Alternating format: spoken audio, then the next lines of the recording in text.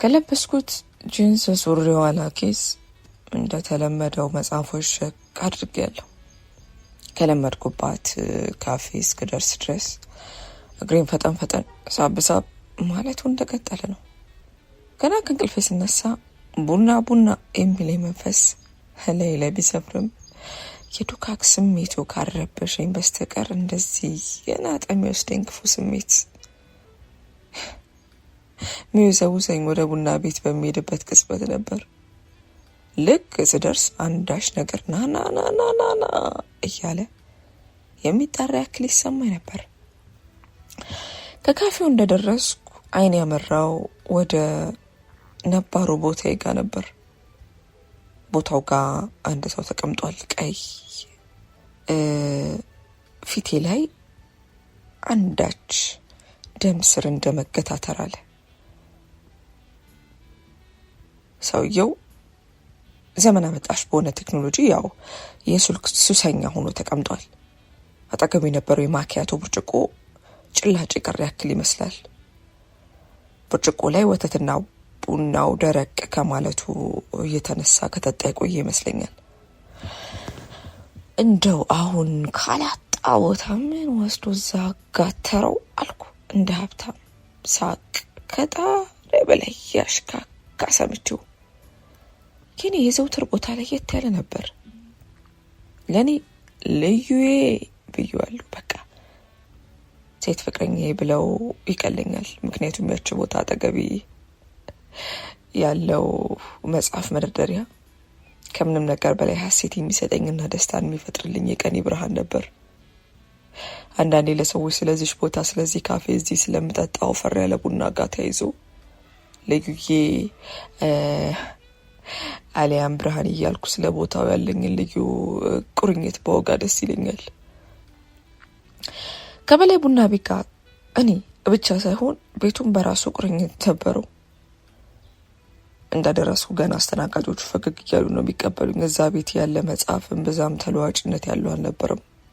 ሆኖም በጊዜ ሂደት እድሜ ለኔ ለአሮን መጽሐፍቶች ቶሎ የመቀየር ልምዳቸውን እያዳበሩ ነው የመጡት።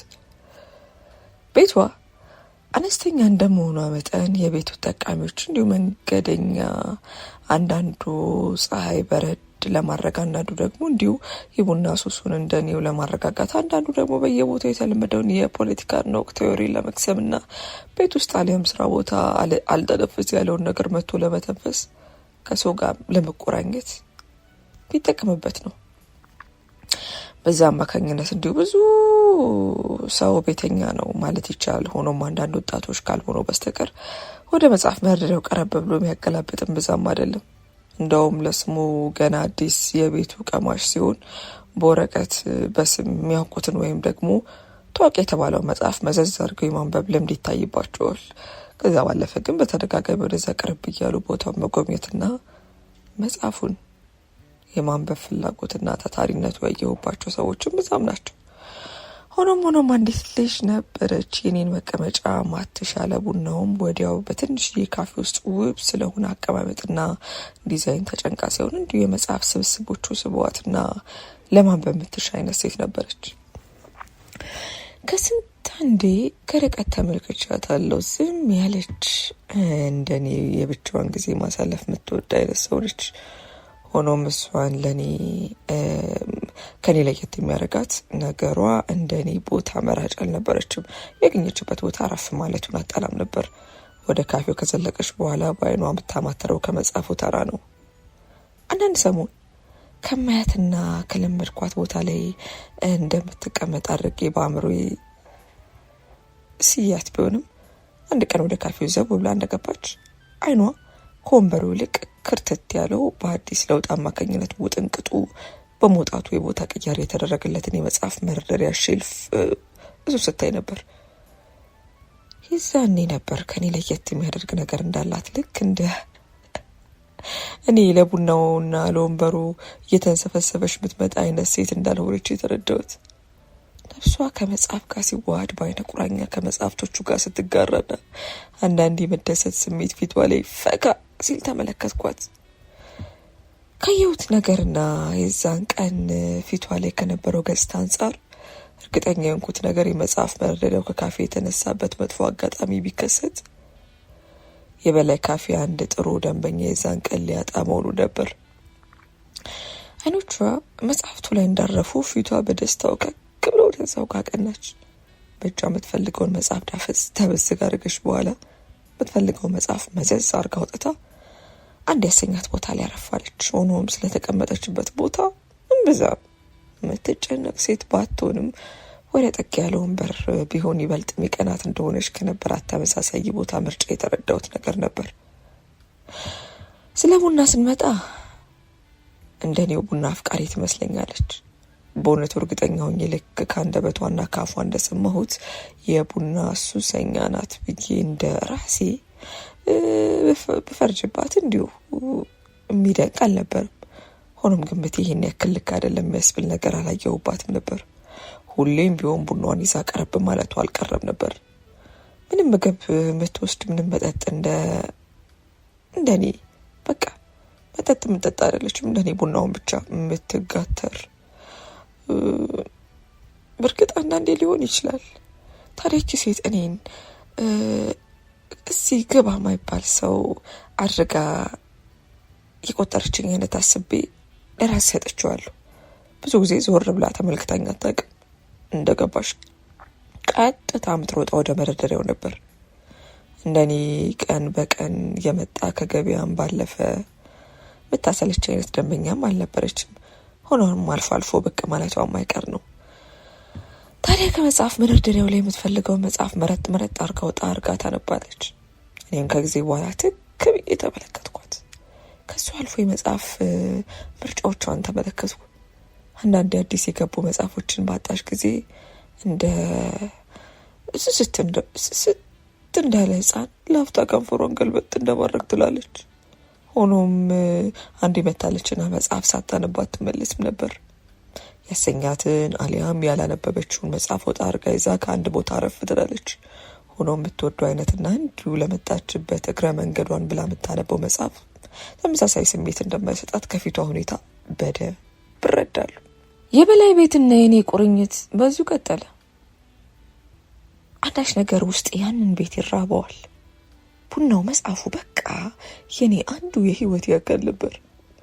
ከዛ ባለፈ ደግሞ አይኖቼ ከመጽሐፌ ውጪ ሌላ ቦታ ተመልክተው ማያውቁትን ሀሳቤን ሰረቅ እያረገች እንድመለከታት ካስገደደችኝ የመጽሐፍት ምርኮኛ ጋር ሱስ ይዞኝም ስለነበር ይሆናል።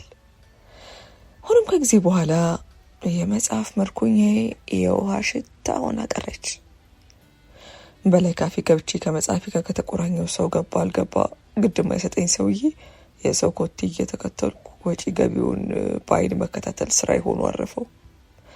ነገር ግን ምንም ያክል በጉጉት አይኖቼ በርበሩን እየተመለከቱ ቢጠብቁም እሷ ግን ዳግም ከዛ ቤት ብቅ ብላ አታውቅም ነበር። ታዲያ በላይ ካፌ እግሮቼ ማቅናት ሲጀምሩ አእምሮዬ ላይ ማስባቸው 3 ነገር ናቸው። መጽሐፍ፣ ቡና እና እሷ ነበሩ። ሆኖም ከጊዜ በኋላ በላይ ጋር ደርሼ ስመለስ እንደ ድሮ ውስጤ በሙሉ ደስታ ተሞልቶ ሳይሆን በብስጭት ተሞልቼ ነው። መጽሐፍ ቶሎ መቀየር ይሰለችው የነበረው በላይ እንኳን የኔን የአነባበቤ ፍጥነት መቀነስ በትዝብት መልክ መመልከት ከጀመረ ሰነባብቷል። ከካፌው ከገባው በኋላ ሀሳቤን ሙሉ ለሙሉ ሰብሰብ አድርጌ ማንበብ ባለመቻሌ ለ2 ቀን አንድ መጽሐፍ እንደ ውሃ ጭልጥ አድርጌ አፍሬ የምጨርስ ሰውዬ ቀናቶችን ብሎም አንዳንዴም ሳምንት ይወስድብኝ ጀመር። ታዲያ በልዬ ማንስቼ እጄ ላይ የቆየሁትን መጽሐፍ ብድግ አድርጎ እንደመመልከት እያለ ምን ነው ጋሽ አሮን የምትወደው አይነት አይደለም እንዴ የጀመርከው መጽሐፍ በማለት ዳርዳር እያለ ከሸሽ ያልኩበትን ምክንያት ለማጣራት ይሞክራል። ሆኖም እኔ እንደ ነገሩ መለጥ ለማለት የደረሰውን ጸጉሬ እንደማሻሸት እያልኩ ባክ ሰሞኑን ጭንቅላቴ በሀሳብ ተሞልቷል እና ሀሳቤን ሰብሰብ አድርጌ ማንበብ ስላልቻልኩ ነው ስል አጠር ያለ መልስ ልሰጠው ሞክራለሁ። ሆኖም በልዬ ብዙም አይዋጥለትም። አንዳንዴ አንገቱ እንደ ነገሩ መለስ እያደረገ ሲል ምላሽ ሊሰጠኝ ይሞክራል። አሊያም ገፋ አድርጎልኝ እድሉን ለመሞከርና እኔ ለማስለፍለፍ የፈለገ እንደሆነ ደግሞ አያው የኛ አሮን ህንጻም እየገነባ ቢሆን የመጽሐፍ ነገር ሞቱ ነው መቼ በማለት የሰጠሁት መልስ እንዳላሳመነው ነካ አድርጎ ሊያሳምነኝ ይሞክራል፣ ሊያስፈልፍኝ። ታዲያ እኔም እንዲህ እያሉ በጊዜ ሂደት የመጽሐፍ ምርኮኛዋ መቅረቷን አምኜ ለመቀበል ተገደሉ። ታዲያ እኔም እንዲህ ያልኩ በጊዜ ሂደት የመጽሐፍ ምርኮኛዋ መቅረቷን አምኜ ለመቀበል ተገደሉ። ምናልባት እሷ እንደኔ ይህ ህይወት አንገብጋቢ ነገር ላይ ሆነባት እንደሚችል ራሴ ምክንያት እየደረደርኩ ለመቅረቷ ሰበብ ማውጣት ጀመርኩ። ሆኖም የድሮ ስሜቴ በመሀል እሷን መመልከት ከጀመርኩ በኋላ የነበረኝ ሁኔታ አሁን በስተመጨረሻ ያለኝ ስሜት አንድ አልነበረም። የመጀመሪያው ችኩልነት የሚያጠቃኝ እንዲሁ ቀሽቀሽ የሚያደርገኝ ልክ ሱሰኛ እንደዚህ አይነት ሰው፣ በመሀል ደግሞ ረጋና ለስለስ ያለ ሆኖም ጉጉ ባህሪ ነበር ቢታይብኝ። ጉጉቱ የሚመነጨው እየተመለከትኳት የነበረችው ሴትን ለማወቅ ከመጣ ነበር። አይኖች ብቻ አጥጋቢ አልነበሩም። ከቀን ከአይን ባሻገር ለማውራት የሚያስችል እድል መመኘትና መጠባበቅም ጭምር ሆኖ ነበር። ሆኖም በስተመጨረሻና አሁን ያለውበት የቀዘቀዘ የረጋ ብቻም ሳይሆን ስሜቶች የሚያሽቁበት ደስታና ጣዕም ያጣ ቢጤ ነበር። እናም እንደለመድኩት ጣዕም ያጣ ቀኔን ለማሳለፍ ወደ በላይ ቡና ጎራ ብል አንድ ደንቃራ ቦርጩን ገልብጦ ከቦታ ላይ ሰፍሮ ሲያሽካካ ተመለከትኩት። በሰዓቱ በልዬ ካፌ ውስጥ አልነበረም። ሆኖም ደንበኛ እንደመሆኔ መጠን ጠባባ ቤት ውስጥ ያሉ ሰራተኞች ስለሚያውቁኝ እርስ በርስ እንደመታየት ብለው ሲያሰኛቸው ሳቅ፣ ሲያሰኛቸው ደግሞ ድንገት እንደማለት እያሉ ስለ ጉዳዩ የሚያደርጉት ነገር ግራ ገብቷቸው መመልከታቸውን ቀጠሉ። ለነገሩ በእርሱም አይፈረድ፣ ቤቱ ካፌ እንጂ ባስ አይደል። እንደው ባስ ቢሆን አልሸመገልኩ ማለኔ እባክህ ይቅርታ ቦታ በመቀየር ትተባበረው በማለት ይጠይቅልኛል። እኔም እንዳመጣብኝ ወደ ኋላ ልልስል በእግሬ ነካ ካደረግኩት ወንበር ሳብ አድርጌ በንዴት ቁጭ አልኩ። እንደ ሁኔታዬን ከውጭ አንድ ነገር አበሳጭቶኝ እስኪ አንድ ሲንግል ለማለት የመጣው መስላለሁ። ታዲያ ቁጭ እንዳልኩ አጠገቤ ያለችው ልጅ በሁኔታዬ ሳታዝንብኝ አልቀር መሰለኝ ሳቋም ልጣት አፏን ሸፈን ስታረግ ተመለከትኳት። እኔም ምን ያስገለፍትሻል? የሚያስቅ ነገር አለ እንዴ በሚያስብል አስተያየት በአይኔ ገልመጥ አረኳት። እንደው መስተዋት ኖሮ ራሴን ብመለከተው ደንበኛ ነገረኛ እድሜ ገፋ ያለ አሮጊት ሴት ይወጣኝ ነበር። እሷ ያልነገሩ ልጅ ቢጤ ናት። ከልጅ ጋር የዋለ እንዳይመስልብኝ ነገሩ እሷን ተወታ አድርጊያት ይልቅስ አንድ መጽሐፌን ወዘዝ አድርጊ ራሴን ካለሁበት ንዴት ታግ ማድረግ ይሻለኛል ብዬ በማሰብ ከተቀመጥኩበት ብድግ አልኩ። ታዲያ እነሳ ሲያስፈራው መሌ አስተናጋጁ ነበር። ልክ ለግልግል እንደቀረበ ሰው ፈጠን ብሎ ከፊቴ ግትር ብሎ ቆመው አሮኔ እንዴ ነህ አለ። ሁኔታው ለራሴም ግራ አለኝ። ምን እኔ ስርዓት አልባና ከሰው ጋር እንካ ሰላምታ ሊያ ናቦክስ ግጠም ምል ስላል አይደለውም። እንደውም እነሱም በዛ መነጽር ተመልክተው ስለገመቱ ይነደድ እንደማለት አልኩ። በእርግጥ ውስጡን ያንን ቦርጩን ቆንዝሮ የተቀመጠውን ሰው አንስቼ ባላቀው ስሜቴ ነበር። እሺ በሌ አልኩ ድምፄን ከፍ አድርጌ። በሌ ተለመደችዋን አምጣልኝ አልኩ ሱሴን እያስታወስኩ። እኔም የለመደብኝን መዘዝ አድርጌ ላምጣ አልኩት ከሰውየው አጠገብ ያለውን ሼልፍ እየተመለከትኩ። ደግሞ ይሄንን ቦታ ሲዟሉ ስል በሾርኒ መልክ ጠቅ አድርጌ አልፌው ከመጽሐፍ መደርደሪያው መፈልገውን መምረጥ ጀመርኩ። ሰውየው ለይምሰልና ለሰውዬ የተቀመጠ ይመስል ነበር። እንደውም ወይ ሳቋ ያምር ወይ እሱ አያፍር በዛሽ ጠባብ ቤት ውስጥ ከጣራ በላይ አፉን ከፍቶ ያሽካካል። እኔም እንደው ንዴቴ መስመሩን ጥሶ ፊቴን ዞር አድርጌ ምነው አባትዬ እኮ መሸታ ቤት አይደለም፣ ሰው ከራሱ ጋር የሚቆራኝበት ሰላማዊ ስፍራ ነው ብለውስ ልበለው ለማለት ቃጣኝ። ሆኖም ከራሴ ጋር እንደ ማልቆም ጎም እያልኩ ወደ መቀመጫዬ ስመለስ ቀደም ብላ እየሳቀች የነበረችው ወጣት ሴት በድጋሚ በሁኔታዬ እንደ ድራማ እየተመለከተችኝና እየተዝናናችብኝ አየኋት። ምን አየኋት ብቻ አይን ላይ ገጠምኳት። እኔም እርምጃዬን ገታ አድርጌ ቅንድሜን ሰቀል እንዳደረጉ ስመለከታት ደንገጥ ብላ እንደ ነገሩ ከፍ አድርጋ ጠረጴዛው ላይ ገልጣ ባስቀመጠችው መጽሐፏ ራሷን ደበካ አረገች። እኔም በቀላመጤ እንደቀጠልኩ አጠገቧ ወንበሩን ሳብ አድርጌ ተቀመጥኩ። ክፋቱ ደግሞ የአንድ ሳንቲም እርምጃ ታክል የምትወር ርቀት ብቻ ነው በእኔና በሷ መካከል የነበረው። እናም ከሳጋ ግብግብ በገባ ሁኔታው አማካኝነት ትንፋሿ ሳይቀር ኮለል ብሎ እየተሰማኝ ነው። እኔም እንደ መቆናጠር ብዬ መጽሐፌን ገለጥ አረኩ። እሷም እይታዬን ከእሷ መለስ ማድረጌን ስትመለከት ጉሮሯ እንደ መጠራረግ ብላ ወደ ራሷ ሀሳብ መለስ አለች። መልዬ ወዲያው ቡናዬን ይዞ ከተፍ አለ።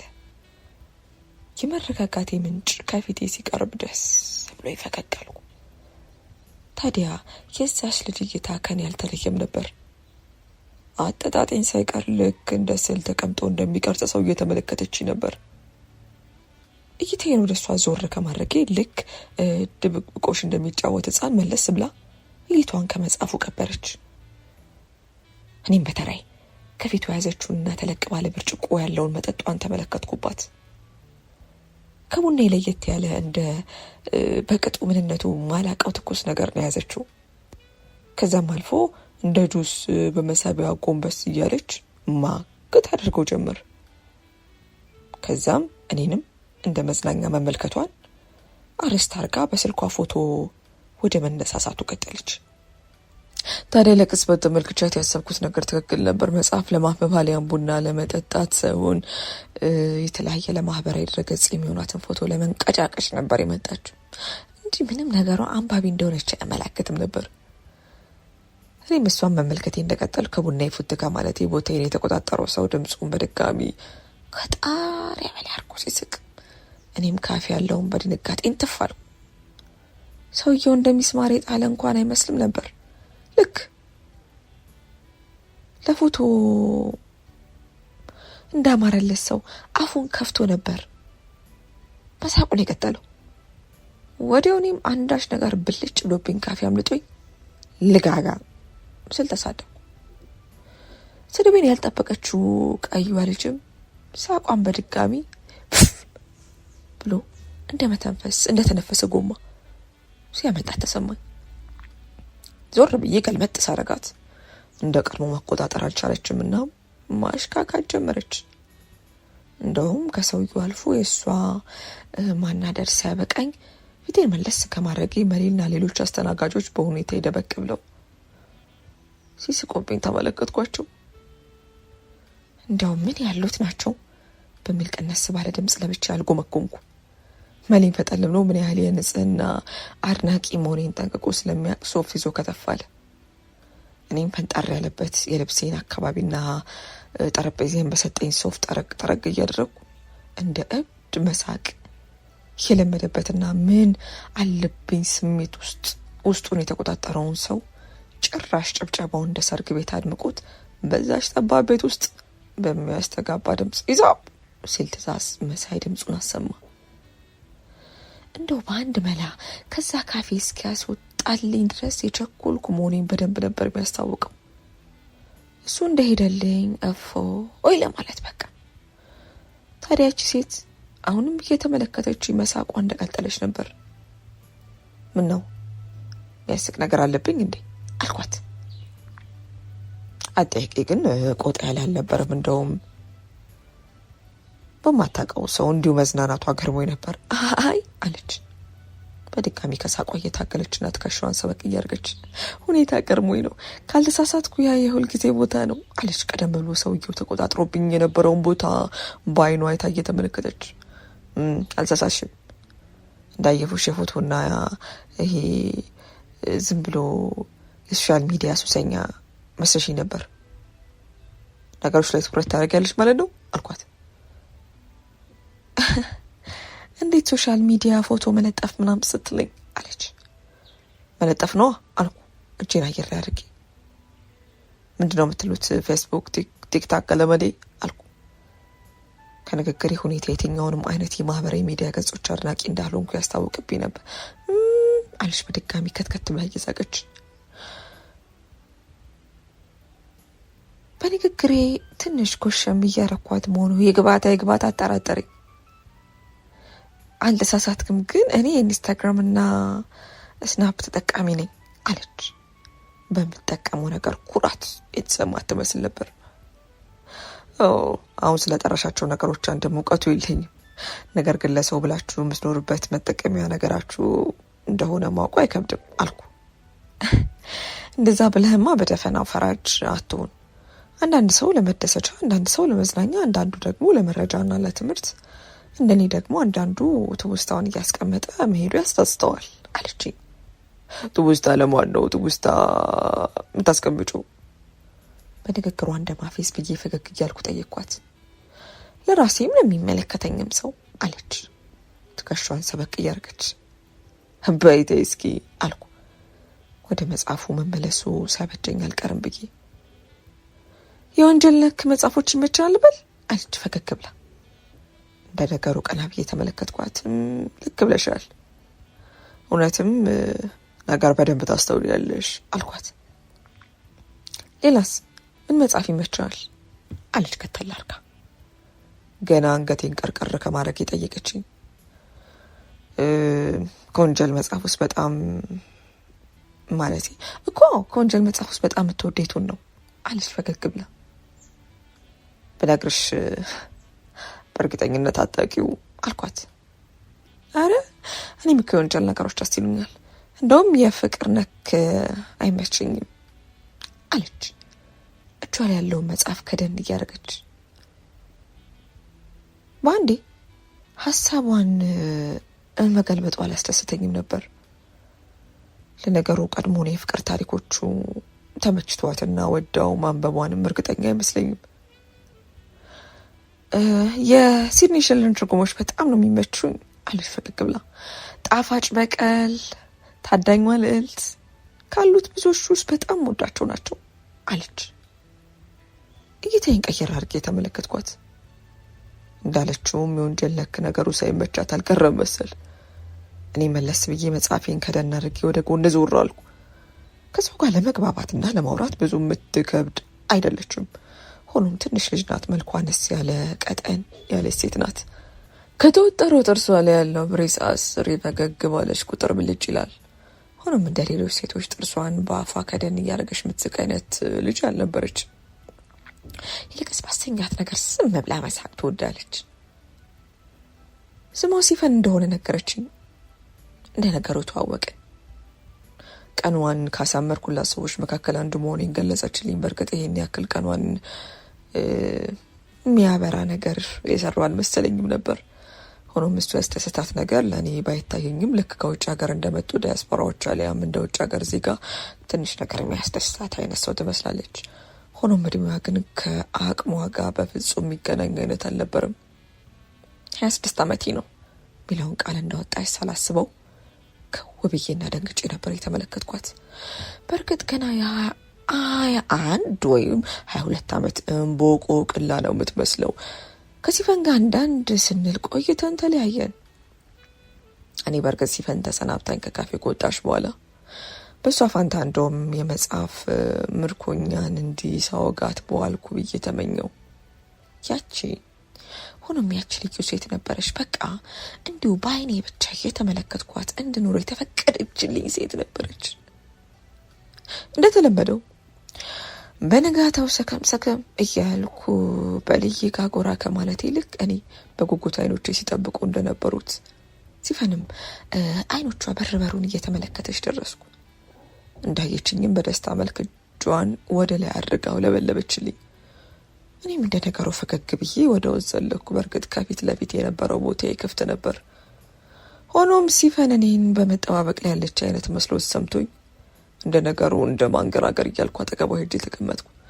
በእርግጥ ሲፈን እኔን ለማግኘት ስራዬ ብላ የመጣሽ መሆኗ ከሁኔታዋ ያሳብቅባት ነበር። እኔና ሲፈን በሂደት ግንኙነታችን እንዲህ እያለ ጓደኛ ማቾች ወደ መሆን ደረጃ ደረስን።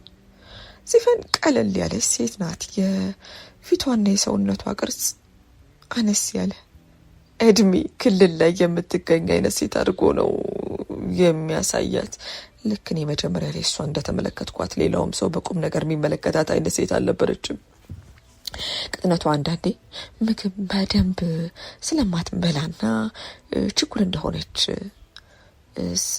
ስነግራት ከትከት ብላ ትስቅብኛለች። ሆኖም አንዳንዴ ቅጥነቷ ነገር ያሳስበኝ ነበር። እንደው ጫን ብለው ቢይዟት እንኳን እንደ እንጨት ብላ የምትሰበር አይነት ስስ ነበረች። ሆኖም እንደ አቅሟ ሳይሆን መላፋትና ሰው ላይ እንጣጥ ማለትን ትወዳለች። የእድሜዋና አቋሟ አብሮ ባይሄድም አስተሳሰቧና በግምት የሚቀመጥላት እድሜ ግን ምንም የሚለያቸው አልነበረም። በቃ ገና ያልበሰለች ትንሽዬ ልጅ ናት። ማቦረቅ የሚያስደስታት ለዛሬ እንጂ ለነገ መኖርን የምትወድ አይነት አይደለች። ከሲፈን ጋር ያለን ቅርበት ቀስ በቀስ መዳበር ጀመረ። ሆኖም እኔ እንደ ታናሽ እህት ከመመልከት የዘለለ ብዙም በሌላ እይታ ተመልክቻት አላውቅም ነበር። አንድ ቀን አይኔን ትክ ብላ ተመለከተች። አሩን ለምንድን ነው ግን አንድ ቀንም እቤት ልትጋብዘኝ ብለህ ማታውቀው አለች። ከወትሮ ለየት ያለ ቀዝቀዝ ያለ ስሜት ውስጥ ነበረች። እንደውም እኔ መጽሐፌን ማንበቤ እንደቀጠልኩ እሷ አንድ ወትሯ ስልኳን ከመጎርጎርና መጽሐፍ ከማንበብ ይልቅ አርቃ ሌላ ቦታ መመልከቱን ተያይዘው ነበር። እንዴት አልኩ። ከመጽሐፌ መለስ ብዬ ሳቅ እያልኩ፣ እሷ ደግሞ በቃ አለች፣ ትከሻዋን ሰበቅ እያደረገች። ወይ ጉድ! አንዳንዴ እኮ እንደ እድሜሽ ሳይሆን እንደ መልክሽ እና እንደ ቅጥነትሽ ነው ጻ የምትሆኚው ስል በምክንያት ነው ከማለቴ በፊት ከትከት እየሳኩባት። ሆኖም እሷ በተቃራኒው እንደሌላው ጊዜ ሂድ ብላ ለመማታትና ለመላፋት ላይ ከመንጠላጠል ይልቅ ኩርፍ እንደማለት ብላ ተመለከተችኝ። ደንገጥ ብዬ ከሳቄ መለስ አልኩ። ሲፈን እንዲህ ያለው አመል የሚያውቃት ልጅ አልነበረችም። ሲፈን እንደ የሚያስኮርፍ ነገር አይደለም። ሲቀጥል የወንድ ላጤ ቤት እኮ እንዲሁ ዝም ተብሎ ነይ ብልሽ ማለት ዝም ብሎ የሚኬልበት አይደለም አለስ አልኩ እና ላፍታ ንግግሬን ገታ አድርጌ የተመለከትኳት። አለች። በቃ ያው ቢያንስ ፍቅረኛሞች መሆን አለብን አለች። አባባሏ ቅሬታ አዘል ነበር። ወዲያው አንገቷን ሰበር አድርጋ እነዛ አለንጋ ጣቶቿን መነካካት ጀመረች። ላፍታ ትግብዬ የተመለከትኳት። አለባበሷም እንደ ወትሮ አልነበረም። ጸጉሯን ለቀዋለች። ሲፈን ብዙ ጊዜ ጸጉሯን ማስያዝ ሚቀናለች ነበረች። ሆኖም ከወትሮ በተለየ ረዘም ያለ ቀሚስ በከፍት ጫማ ነበር የለበሰችው። ሲፈን ሰፋ ያለችን ሱሪ በስኒከር ጫማ ማድረግ የሚመቻት ነበረች። ሆኖም ዛሬ ላይ በተቃራኒው ሴትነቷ ጎልቶ የሚታይ ሆኖም ደስ የሚልና ደርበብ ያለ አለባበስ ነበር የለበሰችው። እኔም ሳላስባይቻት በማላውቀው አይነት ትክ ብዬ ተመለከትኳት። ሆኖም ከወትሮ ላይ የተካሉ አለባበሷ ባሻገር ጸባያው ቅይር ብሏል። እይታዬን ወደ ጥፍሮቿ መለስ አደረኩ። እንደ ሁልጊዜ ጥፍሮቿ ተውበዋል። ሲፈን ጥፍሯን መስራት የሚያስደስታት ሴት ናት። የዛሬው ግን ከሌላው ጊዜ ለየት ያለና ብዙም ያልተብለጨለጨ ለአይን ማይከብድ አይነት ነበር። ደብዘዝ ያለና ለአይን የሚማርክ ነው። እኔም ሳላስበው ሂቴን ወደ ቀለሟ ላይ አረፍ አድርጌ ፈገግ አልኩ። አንቺ የጥፍርሽ ቀለም ሲያምር አልኩ። ቀና ብላ ተመለከተችኝና እንደ ነገሩ ሳቃለች። ወደድከው? ዛሬ ካለባበስሽ ጀምሮ ማራኪ ሆነሻል አልኩ ፈገግ ብዬ። የቃላቴ ክብደት ወይም ቅለት አልታወቀኝም ነበር። ብቻ የተሰማኝን ስሜት በእኔ ቤት መግለጽ ነበር። ሲፈን እንደሌላው ጊዜ ስላደነኩላት እየተፍለቀለቀች አላመሰግነችኝም። አሊያም አልተደሰተችም ነበር። በዝምታ ተመለከተችኝ። አይኖቿ ላይ የሆነ መከፋት አይሉት ለመግለጽ የገበደኝ ስሜትን ተመለከትኩ። ሲፈን በአጭር ጊዜ ተወቂያት አይቻት ምን እያሰበች እንደሆነ እንኳን ለማወቅ የምትከብድ አይነት ሴት አልነበረችም። ሆኖም ዛሬ ምን እያሰበች እንደሆነና ከአይኗ በስተጀርባ ያለውን መከፋት ይሁን አንዳች ስሜት መለየት ከበደኝ። ደንገጥ ብዬ መጽሐፌን ከደን አድርጌ በደንብ ተመለከትኳት። ሲፈን ከማለቴ ካፌ ነጠቅ አርጋ አሮን እኔ ግን ምን ነኝ አለች በሚቅለሰለሱ አይኖቿ እየተመለከተችኝ። ሳላስበው ሳቅ አልኩ። ይሄ ደግሞ ምን የሚለው ጥያቄ ነው? መልስልኝ፣ እኔ ለአንተ ምን ነኝ? አንተ ጋር ያለኝስ ቦታ ምንድን ነው አለች። አይ እኔን እየተመለከተች ሲፈን አልኩ ሳቄን ለስለስ ወዳለ ቁጣ መለስ እያደረኩ። እንዲህ የሚባል ነገር አለ እንዴ ደግሞ? ለእኔ ጥሩ ጓደኛዬ ገና ቃሉን ከመጀመሪያ መከፋት አይነት ፈገግ እንደማለት ብላ ፊቷን ዞር አድርገች። እኔም መልሴን እንዴት ብዬ ማስቀጠል እንዳለብኝ ግራ ገብቶኝ ዝም አልኩ። ሲፈን እየተሰማት ያለው ነገር ወይም የሆነችው ነገር ሊገባኝ አልቻለም ነበር። ፊቷን እንዳዞረች በመስታወቱ አሻግራ ማዶ ማዶ ማየት ጀመረች። አይኖቿ ላይ ያቀረሩ እንባ ተመለከትኩ። ለመጀመሪያ ጊዜ ማለት ያለብኝ ነገር ሲጠፋብኝ ለራሴ ታወቀኝ። ምን እንደምላት ወይም ምን ብዬ እንዳስቀየምኳትም ምንም ሊታወቀኝ አልቻለም። ነገሩ ግራ አለኝ። እሺ አለች ጎንበስ እንደማለት ብላ ሊወርድ ያለውን እንባዋን ጠረቅ አረገች። በኋላ አይኔን በቅጡ እንኳን ሳትመለከት መሄድ አለብኝ ስትል ምላሽ ሳታገኝ ከወንበሯ ብድግ አለች። እኔም ሳላስበው ደንገጥ ብዬ አብሬ ከወንበሬ ብድግ ብዬ እጇን አፈፍ አድርጌ ያስኳት። ሲፈን ምንድነው ጉድ ብለውሽ አልኩ። ምንም መሄድ አለብኝ። እንዴ ገናውን አይደል የመጣሽው? በእርግጥም መታ ከፊት ያረፍ ካለች ብዙም አልቆየችም ነበር። ሆኖም ከመጣችበት ቅጽበት ጀምሮ አንዳች ጭንቀትና መከፋት እላዩ ላይ ሰፍሮባት ነበር። አይል ልሂድ፣ ብዙ ጊዜ የለኝም። ቀና ብላ እንደ ነገሩ ፈገጋለች። ተይ እባክሽ፣ ደግሞ አንቺ ከመቼ ወዲህ ነው ብዙ ጊዜ የሌለሽ አልኳት። እኔም ሁሌ እዚህም እዛም እያለች መዋል የሚያስደስታት ልጅ ዛሬ ላይ ኮስተር ብላ እንደዛ ስትለኝ ግርም አለኝ። አይገርምም አለች አንገቷን ሰበር እያደረገች የግዷን ሳቅ ብላ። ነገሩ አልገባኝም ነበር። እጇን በቀስታ ከቼ ሸርተት ስታደርግ ላስገድዳት አልፈለግኩምና ለቀኳት። ቀና ብላ እንኳን ሳትመለከተኝ ቻው ብላ ብስ አለች። ሲፈን ከካፌ ወጣ። ከኔ ስትርብ አይኔን ከሷ ላይ አላነሳውም ነበር። አንዳች ነገር ልቤን ጎትታ አረገኝ። ሆኖም ልከተላት አልቻልኩም ነበር እና ወንበር ላይ መልሼ ተቀመጥኩ። ግን ዳግም ተረጋግቼ መጽሐፌን ማንበብ አልቻልኩም ነበር። መብሰልሰል ጀመርኩ። አይምሮዬ እረፍት ሲያጣ ጊዜ ብድግ ብዬ ተነስቼ ወጣሁ። የሲፈን ሁኔታ ከአይምሮዬ ላይ ሲወጣ ቀኑ እንደ ነገሩ እየተጓተተ አለፈ። በነጋታው እንደተለመደው የጠዋት ውሎዬን ከበላዬ ካፌ ለማሳለፍ ሳቀና ሲፈንን በድሮና በጤነኛው ሰዓቱ ያለችበት ሁኔታን በውስጥ እየተጠባበቅኩ ነበር ያቀናሁት። የደረስኩም ሳላስበው ፈገግ እያልኩ ሲፈን አብረን ስንሆን እንድንቀመጥ ከምታስገድደኝ ከአዲሱ ቦታችን ጋር አይኔን ላክ አድርጌ አማተርኩ። ሆኖ ቦታው ረጭ እንዳለ ነው። ሲፈን የለችም። ያቺ ጠባብ ቦታ ፍንጭ የምትሰጠኝ ይመስል ዞር ዞር እያልኩ እየተመለከትኳት ሄጄ አረፋልኩ። የተለመደውን አዘዤ መጽሐፌን ማገላበጥ ጀመርኩ። አይኔ በር በር ማለቱን ቢቀጥልም አፍ አውጥቼ እነመልኝ ሲፈን መታ ይሆን ብዬ መጠየቁ አሳፈረኝ። ለረዥም ሰዓት ወደ ስራ መሄጃ ሰዓቴን አንጓትቼ ጠበቅኳት። ሆኖም ሲፈን ዝር አላለችም ነበር። ሳላስበው ብስጭት አልኩ። እንደ ሕፃን የሚያረጋት ነገር ነው ስልም እሷን ጠበቀ የተቀመጥኩበትን ሰዓት አናዶኝ ሂሳቤን ከፍዬ ከካፌ ወጣሁ። እኔም ብሶብኝ አኩርፌ ቁጭ አልኩ። ስልኬን ወጣ አድርጌ እንኳን ደውዬ ደህንነቷን ለመጠየቅ አልፈለኩም ነበር። ቀኑ እንደዛው አለፈ። እኔም እንደው ልክፍት እንደያዘው ሰው ስሉዬ ወደ ቤቴ ተመለስኩ። ንጋት ላይ ተጫጭኖኝ ነበር የተነሳሁት። ወደ ካፌው እንደነገሩ ሰውነቴን እየጎተትኩ አቀን ነው። እንደ ድሮ ፈጠን ማለትና መንቀሽቀሽ አልነበረም። ከካፌው እንደደረስኩ ቦታችን በድጋሚ ለሁለተኛ ቀን ባዶ ሆኖ ተመለከትኩት። አንዳች ንዴት ቢጤ ስሜት ብልጭ ብሎብኝ ምንም ነገር ሳልጠቀም ምንጭቅ ብዬ በወጣ እግሬ ተመለስኩ። አዎ ተመለስኩ። በልዬ እንኳን መልዬ ስሜን ደጋግመው ቢጠሩ አሮን የሚባለውን ስም ማላቀው በሚመስል መልኩ የተቻኮልኩ መንገዴን ቀጠልኩ።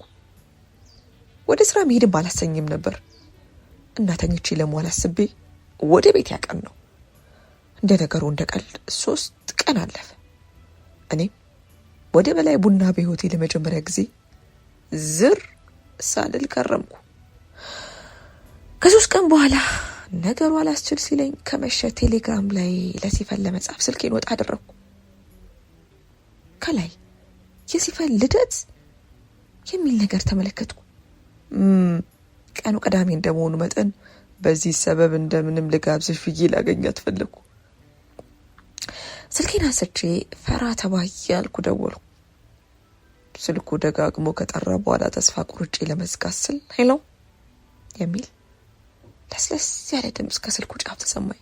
ቸኮል ብዬ ሄሎ ሲፈን አሉ። ምን እንዳርበተበተኝ እንኳን ሳላቅ ድንብርብር ወጣ። አሮን አለች። ከድምጿ ቅላጼ ፈገግ እያለች እንደሆነ ተረዳው። ደህና ነሽ አልኩ። ደህና እንዴት ነህ አሮን አለች። ፈገግቷ እንዳለ ነበር። ደህንነቷን ስሰማ ሳላስበው የእፎይታ ስሜት ተሰምቶኝ አይኖቼን ጨፈን አደረኩ። በሰላም ነው ግን ወይስ? ልጠይቃት የፈለግኩትን ጥያቄ መለስ አደረኩ። ዋናው ደህና መሆንሽ ነው። ደህና ነኝ፣ አንተስ አለች። እኔማ ምን ሆናለሁ ብለሽ ነው? ላፍታ ዝም አለች። ናፍቀኸኛል አለችኝ በሚያሾካሹክ ድምፅ። የሰማሁት ነገር ለምን እንደሆነ ባላቅም ደንገጥ አደረገኝ። ልክ ምግብ እንደሚያላምጥ ሰው ምራቄን ዋጥ አደረግኩ። ከኔ ምላሽ ባለመኖሩ ደንገጥ ብላ ዝም አለች። እሺ በቃ ቻው ከማለቷ ፈጠን ብዬ አቤት አለች። ነገ ምን ቀጠሮ አለሽ? ምንም እስካሁን ማውቀው ቀጠሮ የለኝም አለችኝ። በውስጤ እኔም ማላም ነው ቴክኖሎጂ ልደቷ ሳይሆን ነው ብሎ ሊያቀያይመኝ ነው እንዲህ ብዬ ደንገጥ አልኩ። ሆኖም የመጣው ይምጣ ብዬ ደፈር ብዬ ልጠይቃት ፈለግኩ። ነገ ልደትሽን በማስመልከት ራት ልጋብዝሽ፣ በትወጂው መጽሐፍ እና እንዳነብልሽ ስጨቀጭቅኝ የነበረው ምኞትም አብሮ አለ አልኩ ሳቁ እያልኩ። ላፍታ ምንም ምላሽ ሳትሰጠኝ ዝም አለች። እኔም ደንገጥ ብዬ ስልኬን መለስ አድርጌ አለመቋረጡን ተመለከቱ። አይገርምም ልደቴ መሆኑን እረስቼዋለሁ አለች እንደ ነገሩ ሳቅ ብላ። እኔ በድጋሚ ደረቴን ይዤ ትንፋሽን ሳላሰማ ቀኑን ባለመሳሳቴ እፎ ያልኩ። ደስ ይለኛል አለች ከተላርካ። በቃ ነገ ከምሽቱ ጀምሮ የቤታችን በር ለእርሶ ክፍት ነው ስል ቀልድ ቢጤ ጣል አረኩ። ከስንት ቀናት በኋላ ከሰማሁት የቆየሁትን የሲፈንን ሳቅ ሰማሁ። እኔ ለራሴ እንዲህ ማለቴን ማመን አልቻልኩም ነበር። ስልኩ ከተዘጋ በኋላ ለነገ መዘገጃጀት ያለብኝን ነገር አልጋዬ ላይ ጋደም እንዳልኩ ማሰላሰል ጀመርኩ። ጠዋት ላይ ያቀናሁት ፍሬሽ ነገሮችን ወደማገኝበት ቦታ ነበር። ሲፈን የባህር ማዶ አፍቃሪ እንደመሆኗ መጠን ቺክን አልፍሬዶ ልሰራላት አሰብኩ። እኔ ደግሞ እንደ ነገሩ ካሰኘኝም በጎንጭቅና ለመስራት አቅጄ ስጋዬን ገዝቼ ወደ ቤት የተመለስኩ። ቤት ሰዓት እስኪደርስ ድረስ መስራራት ያለብኝ ስራዎች ጥንቅቅ አድርጌ ሰርቼ ጨረስኩ።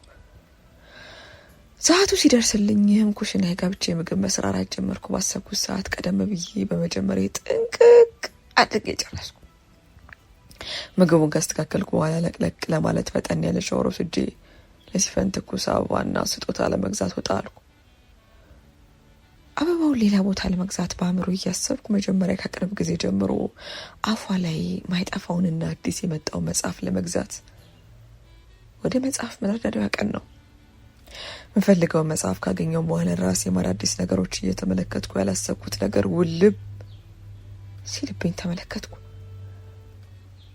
እሷ ናት ስል ራሴን ግራ በመጋባት መልክ ከጠየቅኩ በኋላ ወደ አቀናችበት መስመር ቀስ ብዬ ራመዳልኩ። ከፊቴ አንዲት ሴት መጽሐፍ እየተመለከተች ወደፊት ስትራመድ ተመለከትኳት። አረማመዷ፣ አቋሟ በሙሉማ ማቃት ሴት እንደሆነች መስሎ ተሰማኝ። ካለሁበት ቆመ ብዬ እሷ መሆኗን ለማረጋገጥ ተመለከትኳት። ወዲያው መጽሐፍ ምርጫዋን እንደጨረሰች ወደ ኋላ መለስ ስትል ከው ብዬ ተመለከትኳት።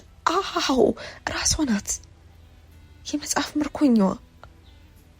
ሳላስበው ልክ ናፍቄ እንዳየዋት ሰው ፈገግ አልኩ። እሷ ግን ትንሽ ግራ እንደመጋባት ብላ አለፍ ብላ ልትሄድ ስትል ታዲያስ አልኩ። እሷም እርምጃዋን ገታ አድርጋ ተመለከተችኝ። እንዴት ነሽ? ሶሪ ከረዥም ጊዜ በኋላ ስላየሁሽ ደንግጬ ነው አልኩ ፈገግ ብዬ። ይቅርታ አላወቅኩም ግን አለች። እርጋቷ ፍጹም ደስ የሚል ነበር።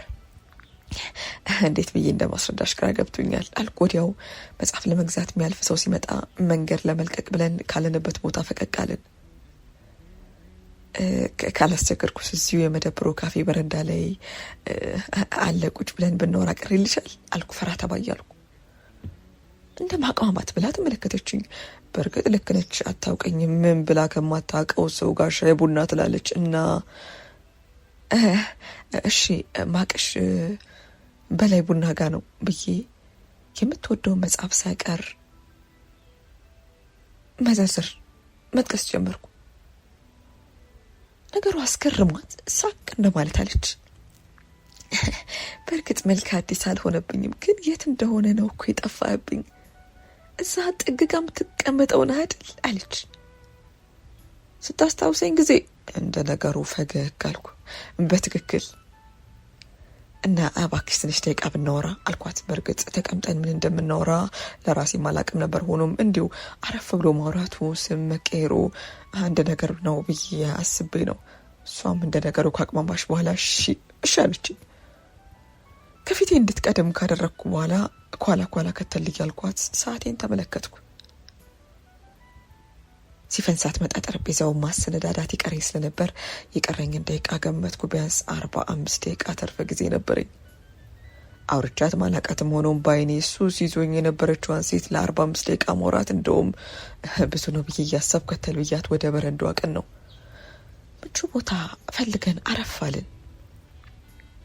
ገዝተን የነበርነውን መጽሐፍ ጠረጴዛው ላይ ቁጭ ከማድረጋችን እኔ ለሲፈን የገዛሁትን መጽሐፍ እስከ ክፍል 3 ድረስ እንደገዛችው ተመልክቼ በመገረም መልክ ፈገግ አልኩ። ባይገርምሽ የመጽሐፍ ምርጫሽ ነው አውቄዋለሁ። ሆኖም ዛሬ በሚገርም አጋጣሚ ደግሞ እኔም የአንቺ ተመሳሳይ ምርጫ የሆነ መጽሐፍ ነው የሸመጥኩት አልኩ። ለሲፈን የገዛሁትን መጽሐፍ ቀና አድርጌ ያስመለከትኳት። ኦ ይገርማል አለሽ መጽሐፉ ስትመለከት። ለሰው ስጦታ ለመስጠት አስቤ ነበር። አንቺስ ለራስሽ ነው መቼም አልኩ ፈገግ ብዬ። አይ አለሽ በስሱ ፈገግ ብላ። ባይገርምህ እነዚህ መጽሐፍቶች ከኔ ይልቅ የሰው ምርጫ ናቸው። ሰው ነው የዚህን አይነት መጽሐፎች እንድወድ ያደረገኝ። እናም ለዛ ነው ሰው እኔም ስጦታ ለመስጠት ፈልጌ ነው አለሽ ፈገግ ብላ። ደስ ይላል አልኩ። የሁለታችንም ጓደኛ ተመሳሳይ ምርጫ መኖሩ አስገርሞኝ አሮን እባላለሁ ስልቼ ለሰላምታ ለትውውቅ ዘርጋ አደረግኩ። ማክዳ አለች ፈገግ ብላ። ማክዳ ጸጉሯን ባጭሩ ተቆርጧለች። ከፊቷ ቅርጽ ጋር በሄድም ረዥም ጸጉሯም ያምረኝ ነበር። እኔና ማክዳ የባጤ ቋጡን በመጽሐፍ ዙሪያ ስናወራ ሳናስበው ሰዓቱ 45 ደቂቃውን ተላለፈ። በድንገት ስልኬን ወጣ አድርጌ ስመለከት ደንገጥ አልኩ። ማክዳ ስልኳ እንድትሰጠኝ ጠየቅኩ። ማክዳ እንደ ነገሩ አቅማማች። እኔም መብቷን እየተጋፋ አይነት ስሜት ስለተሰማኝ ወየኔን ያዥው አልኩ። እሱንም እንደ ነገሩ እንደ ማቅማማት ካለች በኋላ ተቀበለችኝ። ውስጤን አንድ አሻስታ እየተሰማኝ ከተሰናበትኳት በኋላ አበባዬን ለሲፈን ለመግዛት ከነፍኩ። ሲፈን ቀድማኝ ደርሳ ከሆነ እሷን ማስቆመው ነገር ነውር እንደሆነ በማሰብ ተጨናነኩ። የቤቱን አድራሻ ቀደም ብዬ ስለላኩላት እኔ ገና ከውጭ አበባና በስጦታ ወረቀት ያስጠቀለልኩላትን ስጦታ ይዤ ስከንፍ እንድታየኝ አልፈለግኩም ነበር። ሲፈን አንዴ ስታወራ ከቀይ አበባ ይልቅ ሮዝ ከለር እንደምትወድ ትዝ ያለኝ ቀይ አበባ አስጠቅልዬ መንገድ ከጀመርኩ ነበር። ሆኖም ይሄ ምሽቷ ውብ እንዲሆን ስለፈለግኩ በድጋሚ እየሮጥኩና እያሰላሰልኩ ወደ አበባ መሸጫው ተመለስኩ። እንደደረስኩም በሚያለከልክ ድምፅ ሮዝ አበባ ቆንጆ አድርጋ እንድትጠቀልልኝ ነገርኳት። እንደ አጋጣሚ ሰዓት ለማየት ስልኬን ወጣ ሳደርግ ሲፈን ብዙ ጊዜ ደጋግማ መደወሏን ተመለከትኩ። ደንገጥ ብዬ እንዳመጣጥ እየሮጥኩ ከአበባ መሸጫው እንደወጣው ራይድ ይዤ ወደ መኖሪያ ቤት ያቀናው። ነገር ግን ደጋግሜ ወደ ስልኳ ብደውልም ስልኳ አይሰራም ነበር። የመኖሪያ ቤቴ በር አካባቢ ልደርስ ስል ጥቁር ቀሚስ ለብሳና ያደረገችውን ታኮ ጫማ አውልቃና በእጇ አንጠልጥላ እየተራመደች ያለች ሴት ተመለከትኩ። ሲፈን መሆኗን ተጠራጥሬ ዓይኔን ጠበብ እንደማድረግ ብዬ ተመለከትኳት። አዎ እሷው ነች። ተስፋ ቁርጧ ወደ ቤቷ እየተመለሰች ነበር። እዚህ ጋር አቁምልኝ አልኩ ሹፌሩን በጥድፊያ መልክ።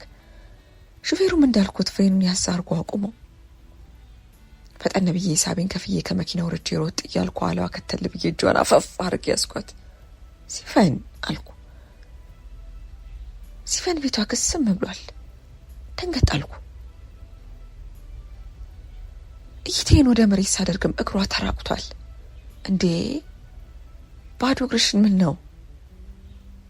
ሳጣ እየተመለስኩ ነበር። መራመድ ደከመኝና አሁን ላኩት አለች። ድምጿ ድክምክም ብሏል። ይቅርበኝ አልኩ። ሳላስበው እጄ ጉንጯ ላይ አረፈ።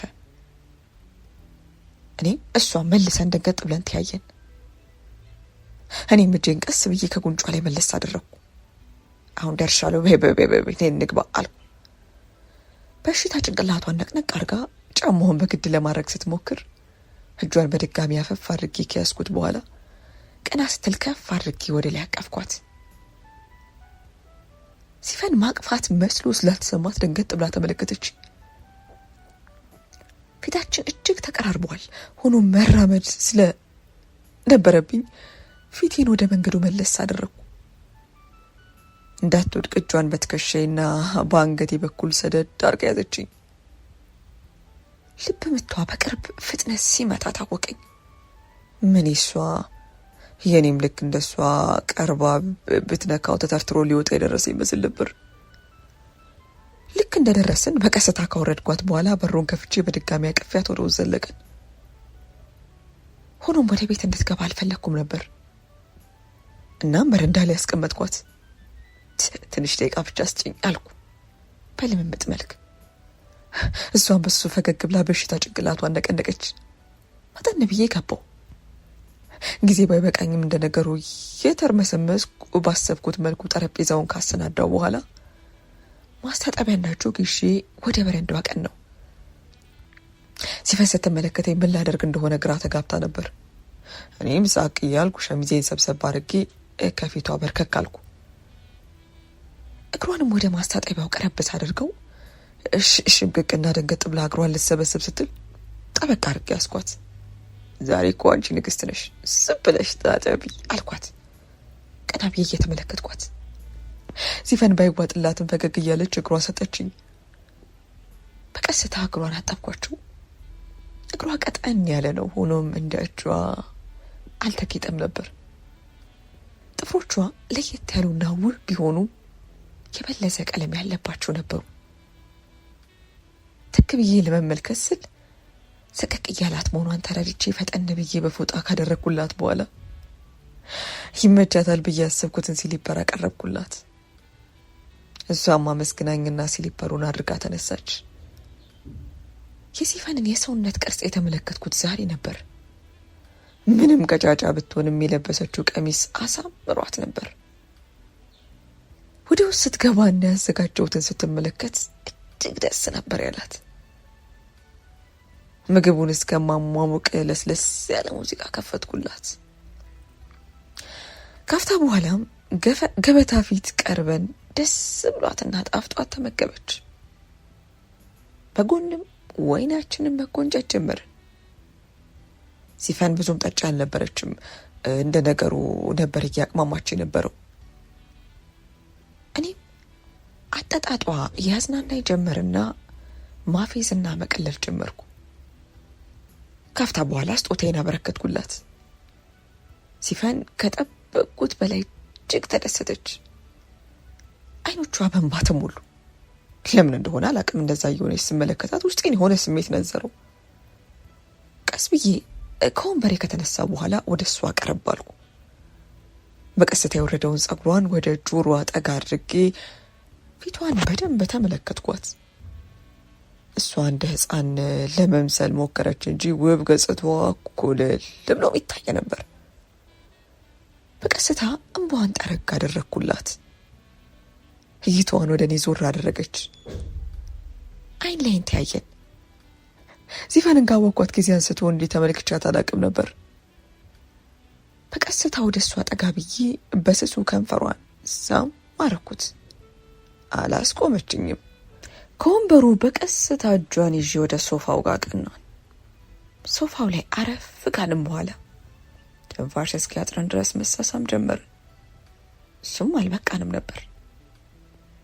ቀስ ብዬ ከኋላ ቀሚሷን ከፈት አደረግኩ። እሷም አሻፈረኝ አላለችም ነበር። በቀስታ አንገቷን ትከሻዋን ሳም እያረግ ቀሚሱን ወደ ታች ዝቅ አደረግኩ።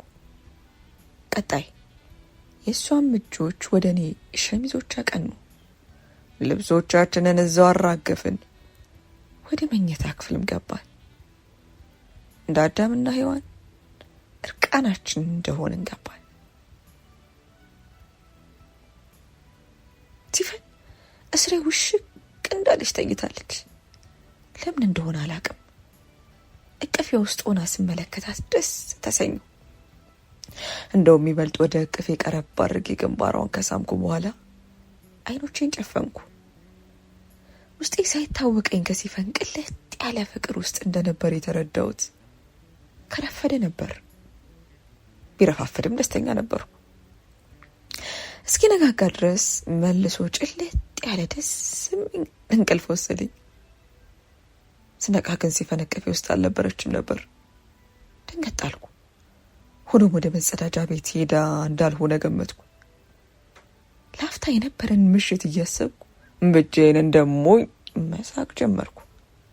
ጠዋታችንም እንደ ምሽታችን ጣፋጭ እንዲሆን ቁርስ ለመስራት ለመነሳት ግማሽ አካሌን ቀና ከማድረጌ አጠገቤ ከነበረው ትራስ ላይ ደም ተመለከትኩ። ደንገጥ እንደማለት ብዬ ትራሱን ቀረብ አደረኩት። በእርግጥም አይኔ ያልተሳሳተም ነበር። አነስ ያለ ደም ነበር ያየሁት። ግራ እንደ መጋባት ብዬ በራሴ ላይ ማለት ጥርጣሬ ገብቶኝ ተነስቼ ወደ ቁም ሳጥኔ ጋር አቀን ነው። የውስጥ ሱሪና ቲሸርት ለብሼ ወደ ውጭ ለመውጣት ወደ በሩ ጋር ራመድ እንዳልኩ በሲፈን በኩል መሬት ላይ የተንጠባጠበ ደም ተመለከቱ። ውስጤ የበለጠ ደንገጥ አለ። የምሽቱ እንዳልሆነ እርግጥ ነው። ነገሩን ለማየት ቀረብ አልኩ። የቆየም አልነበረም። ግራ ገብቶኝ በድንጋጤ በሩን ከፈት አድርጌ ወጣሁ። የመጸዳጃ ቤቱ በር እንደ ነገሩ ከፈት ብሏል። በሩን ሆኖ መጸዳጃ ወደ ሽንት ቤቱ አቅጣጫ ተመሳሳይ ነገር መሬት ላይ ተመለከትኩ። ልቤ በፍጥነት መምታት ጀመረ። ገርበብ ያለውን በር ከፈት አደረግኩት። ሲፈን መሬት ላይ ብርክክ ብላለች። ደንገጥ አልኩ። አልኩ ቁርጥ ባለ ድምፅ። ፊቷን መለስ እንዳደረገች አፍንጫዋን በእጇ ደቅና ተመለከትኳት። ከአፍንጫዋ እየወረደ ያለው ደም ጎርፍ ይመስላል። ልክ እንደተመለከተችኝ እንባዋ መዝነብ ጀመረ። ቀረብ ልላት ስል እያነባች ወደ ኋላ ሸሸት አለችኝ። እጄ መንቀጥቀጥ ጀምሯል። ምን ሆንሽብኝ? ምንድን ነው አልኩ። የኔም ድምፅ መስረክረክ ጀመረ። እምባዬ ደርሶ ተናነቀኝ። እንደምንም ልቀርባትና ልረዳት ሞክርም እያለቀሰች ዞር እንድልላት መጮ ጀመረች። ነገሩ ግራ አጋባኝ። እንደምንም እቴ ጋር ደውልልኝ ስትል በግድ ካፏ ቃል አወጣች። እኔም እየሮጥኩ ስልኳን ከሳሎን አወጣው። ስልኳ ዘግቷል። በድጋሚ እየሮጥኩ የራሴን ስልክ አወጣው። በግድ ካፏ የሚወጣውን ቁጥር እንደምንም ገጣጥሜ ወደ እህቷ ጋር ደወልኩ። ስልኳ አይነሳም። በድጋሚ ሞከርኩ። በሶስተኛው ስልኩ ተነሳ። በችኮላም የሲፈን እህት ነሽ ስል ጠየቅኩ። አዎ፣ ቆይ አንተ እንዴት የሚል ድምፅ ተሰማኝ። ሆኖም እኔ ልብ ብዬ አልሰማዋትም ነበር። ቸኮል ብዬ የተከሰተውን ነገርኳት። እህቷ ደንገጥ ብትልም ከኔ ትሻል ነበርና ማድረግ ያሉብኝንና ወደ ሐኪም ቤት በአስቸኳይ መውሰድ እንዳለብኝ ነገረችኝ። እኔም እንደተባልኩት ራይድ ከጠራው በኋላ ቸኮል ብዬ ቤቴ ውስጥ ያለውን ውጭ ሀገር ያለችው የቴን ቢጃማ ልብሼና ተሸክሜ ወደ ጠራውት ራይድ አመራው። ብዙም ሳንቆይ እህቷ ያለችኝ ሆስፒታል ደረስን። ግር ያለኝ ከካርድ ክፍል ጀምሮ ሲፈንን የሚያውቋት መሆኑ ነበር። ካፍታ በኋላ እያጣደፏት እርዳታ ለማድረግ ይዘዋት ወደ አንድ ክፍል ገቡ። እኔም ግራ እንደተጋባው በደም የተነከረ እጄን አንከርክፌና ግርግዳ ተደግፌ ቆምኩ። ከቆይታ በኋላ አንዲት ሴት ወደ እኔ አቅጣጫ እየሮጠች ቀረበች። ያየኋት ሴትን ማመን አልቻልኩም ነበር። ማክዳ አልኩ ደንገጥ ብዬ። እንዴ ማክዳ፣ ቆይ አንቺ እዚህ ምን ትሰሪያለሽ? ግራ ተጋብቼ እየተመለከትኩ ጠየኳት። እህቴ ናት። እህቴ እንዴት ናት አለች። የሰማሁትን ነገር ጭራሽ ማመን ከበዴ። ነገሩ ተደበላለቀብኝ። በዓይኔ የተመኘኋትና በልቤ ከጀልኳት ሴት እና አሁን አብራኝ ያለች ሴት እህትማማቾች ነበሩ። ከአፍታ በኋላ ሲፈን ደህና መሆኗን ዶክተሩ ቀረብ ብሎ ለማክዳ ነገራት። ማክዳና ዶክተሩ እንደሚተዋወቁ ከንግግራቸው ግልጽ ነበር። ምን እነሱ ብቻ ሲፈን የሆስፒታሉ ቤተኛ መሆኗን ተረዳው። ዶክተር እሺ አሁን ምን እናድርግ አለሽ ማክዳ እንባ እየተናነቃት። ከዛ በኋላ ዶክተሩ እያወራ የነበረውን ነገር አምኖ መቀበሉ ከበደኝ። ከፍታ በኋላ እጄ ላይ ያለውን ደም እንድታጠብ ከነገረችኝ በኋላ ወደ ውጭ ወጣ ብለን ከአንድ ጭር ካለ ቦታ አረፋልን። ማክዳ የሲፈን ታላቅ እህት መሆኗንና ሲፈን የቤት ሁለተኛ ልጅ መሆኗ አጫወተችኝ። ሲፈን ዩኒቨርሲቲ ተማሪ እያለችና ትምህርቷን ውጭ ሀገር በስኮለርሺፕ አማካኝነት እየተከታተለች በነበረችበት ወቅት በጠና መታመሟንም አጫወተችኝ። እዚሁ ሀገር የተቻላቸውን እርዳታ ሲያደርጉላት እንደነበር፣ የደም ካንሰሩን ለመፈወስም ኬሞቴራፒ ስትጠቀም እንደነበርም ነገረችኝ። ከዓመታት በኋላ ወደ ሀገሯ ተመልሳና በድጋሚ ተስፋ ዘርታ እየኖረች በነበረችበት ቅጽበት ነገሮች መቀየራቸውንና በድጋሚ ካንሰሩ መከሰቱን፣ ከዛም በኋላ ግን ቤተሰብ ምንም ያህል ቢለምናትም ኬሞ ወስዳ መሰቃየት እንደማትፈልግና የራሷ ውሳኔ መሆኑን ገልጻ የቀራትን ጊዜ ደስተኛ ሆና ለመኖር እቅድ ይዛ እንደነበር በእንባ ተሞልታ አጫወተች። ሁሉ ነገር የገባኝ ከረፈደ ነበር። ማክዳ ስታወራልኝ ሁሉ ነገር ተገለጠልኝ። የሰውነቷ መክሳት፣ ውብ ጥፍሮቿ ቀለማቸውን በመቀየራቸው አማካኝነት ሁሌም ማስዋብን መውደዷ ምክንያቷ መሆኑን ተረዳው። ማክዳም እያነባሽ በቷ አማካኝነት ጸጉሯን እንደምትቆረጥ አጫወተች። ከዛ አልፎ የፍቅር ልቦለዶች የእሷ ሳይሆን የሲፈን ምርጫ እንደነበሩ፣ ሆኖም ሲፈን ድሮ የምትወደውና ራሷ የምትጽፈውን የፍቅር ዘውግ ያለው ልቦለድ ባለመታደሏ ምክንያት መጥላቷን፣ ከዛ ይልቅ ጭካኔ የተሞላበት ነገር ምርጫዋ እንዳደረገች እሱንም ነገረችኝ። ከፍታ በኋላ ወደ ውስጥ ገብቼ ሲፈን እንድመለከታት ተፈቀደልኝ። አይኗ በልዟል፣ ፊቷ ክስም ብሏል። ስሜቴን ግድብ አድርጌ ፈገግ እያልኩ ወደ እሷ ቀረብ አልኩ። የቀረን ጊዜ አጭር በመሆኑ ደስ የሚያሰኛትን ነገር ምኞቷን ላደርግላት ለራሴ ቃል ገቡ። ከዛ ጊዜ በኋላ ቤተሰቦቿን ፍቃድ ሰጥተው ለልደቷ የገዛውላትን መጽሐፍ በየቀኑ ቤቷ ከሮዛ አበባ ጋር ይዤ እየሄድኩላት አነብላት ነበር። አንድ ቀን እንደለመድኩት በጠዋት ቆንጆ ሮዝ ጽጌረዳ አበባዬን ይዤ መጽሐፌንም ይዤ ሰከም ሰከም እያልኩ ስልኬ አቃጨለ። ማክዳ ነበረች። ከጭንቅላቴ እስከ እግር ጥፍሬ ድረስ ንዝረት ተሰማኝ። አላቅም እቺ እየተንቀጠቀጠ ስልኩን አነሳሁት። ሀሩን በለቅሶ ሚንተፋተፍ ድምፅ ነበር። ሲፈን አመለጠች፣ ሲፈን ሄደች አለች እያነባች። እኔም በቁሜ አበባዬና መጽሐፌን አውላለው መሬት ላይ ዘረጋሁት። ተፈጸመ።